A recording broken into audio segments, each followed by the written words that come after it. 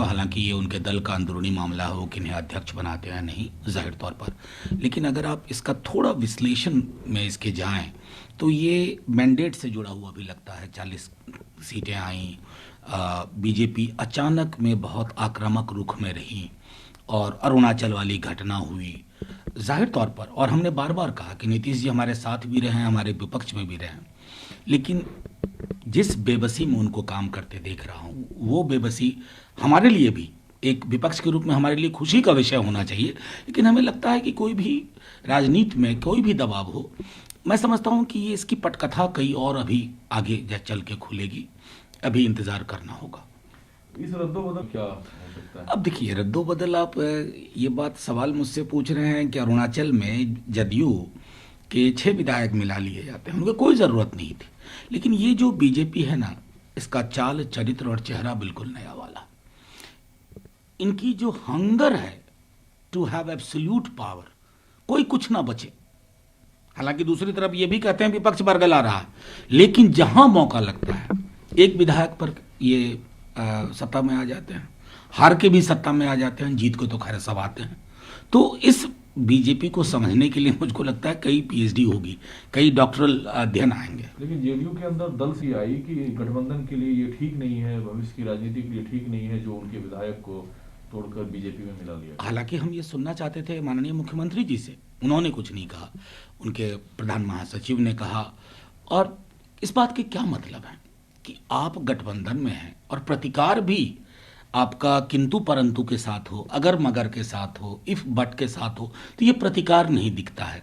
प्रतिकार के नाम पर सिर्फ एक खोखला सा बयान दिखता है। मैं समझता हूँ कहीं भी अगर इस तरह की चीज़ हो रही है तो आपको संकेत है, आपको संदेश है कि आपकी अवस्थिति, आपका जो एक्सटेंट लोकेशन अभी का, वो बीजेपी ने उसको तय कर लिया है कि आपको कहाँ रखना है। ठीक है, एक तरफ कानूनी अधिकार चाहता है एमएसपी को लेकर, जमीन के मालिकाने हक को लेकर, लेकिन जब राजनाथ जी कहते हैं कि कोई माइका लाल किसानों की जमीन नहीं छीन सकता, एमएसपी नहीं छीनेगा, तो दोनों के बीच क्या?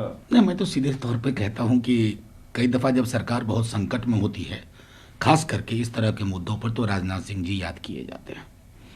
थोड़ा पुराने धारा के भी हैं, कई चीज़ों को समझते हैं। हमें हाल में ही पता चला कि जब टिकैत साहब का पहला आंदोलन था तो वो खुद अगवानी करने गए थे। अब वो सरोकार तो है नहीं भाजपा को, लाखों लोग बैठे हुए हैं, सत्ता प्रतिष्ठान संवेदन शून्य तरीके से। दिक्कत क्या है ना कि राजनाथ सिंह जी को भी समझना चाहिए, किसान वार्तालाप चाहता है, आप एकालाप कर रहे हैं, माई वे और हाईवे, हमने कह दिया यहाँ से पीछे नहीं हटेंगे, ऐसा नहीं होता है ना।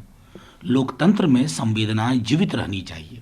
आपको बहुमत है, बहुमत का मतलब मैं बार बार दोहरा रहा हूं, लेजिस्लेटिव मेजॉरिटी और मॉरल मेजॉरिटी सिंक में होने चाहिए, एक साथ होने चाहिए। सरकार के पास लेजिस्लेटिव मेजॉरिटी है, लेकिन मॉरल मेजॉरिटी ये सरकार खो चुकी है, और ये आंदोलन, इस आंदोलन ने एक बार पुनः ये स्थापित किया। लेकिन इस वजह से बड़े नेता जैसे आज नड्डा जी भी ने कहा कि यूपीए कांग्रेस खुद बदलाव चाहती थी ताकि एमएसपी खत्म हो, बिचौलियों से मुक्ति मिले और खुली बाजार मिले, तो क्या ये बात जब बीजेपी की ओर से कही जाती है इससे आप लोग सहमत होते हैं? या देखिए, मैं समझता हूं कि बीजेपी तो तथाकथित किसान सम्मेलन भी कर रही है, किया जा रहा है, सबको एड्रेस किया जा रहा है, सिवाय सिंगू बॉर्डर, जयपुर हाईवे, गाजीपुर, टिकरी बॉर्डर, पूरे देश के किसानों से बात चल रही तथाकथित। मैं सिर्फ इतना कहना चाहता हूं कि कांग्रेस क्या करना चाहती थी, बाकी क्या करना चाह, आप छोड़िए। बिचौलिए खत्म करने का क्या मतलब है कि रोहू, कतला, कबई हटा करके शार्क को बिठा दे, ये होता है तरीका बिचौलिया खत्म करने का। और खेतीहर समाज की दिक्कतों को खेतीहर समाज से बेहतर कोई नहीं समझता, चाहे हम हो या सत्ता प्रतिष्ठान के लोग हों।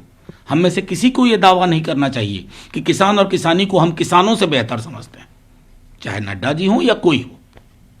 29 दिसंबर को अब जो कृषि और किसान कल्याण मंत्री कैलाश चौधरी ने कहा कि बातचीत से हम हल कर लेंगे, लेकिन मेरा मानना है कि बातचीत किसानों के दृष्टिकोण से संचालित हो, राजनीतिक दृष्टिकोण से ना हो। ये पहले दिन से आरोप लग रहा है। देखिए, ये तो इस सरकार के चरित्र में है। छात्र युवा विश्वविद्यालय में उतरे तो नक्सली हैं, माओवादी है, देशद्रोही हैं। शुरू में क्या क्या नहीं कहा गया, खालिस्तानी हैं, पाकिस्तानी हैं, टुकड़े टुकड़े गैंग है। अब भाई साहब, आपको समझना होगा ये भारत माता की संतान है। एक तरफ तो आप अन्नदाता अन्नदाता कहते हो, न जाने कौन से दाताओं के से करार करके आप अन्नदाताओं को अपमानित कर रहे हैं। तो ये किसी किसी के बहकावे में नहीं है। अरे मैंने तो बात सदन के अंदर भी कहा कि जिस विपक्ष को आप कहते हैं कि खत्म है पूरे देश में, है नहीं, वो विपक्ष बरगला रहा है। अगर बड़गलाने की इतनी बड़ी ताकत होती, लाखों के साथ सत्ता में हम होते, आप नहीं होते। स्वीकारिए इस यथास्थिति को, 2 कदम पीछे लीजिए, अपनी हठधर्मिता त्यागिए, अहंकार को किनारे रखिए, किसान मान लेगा, उसकी बात आप मान लीजिए।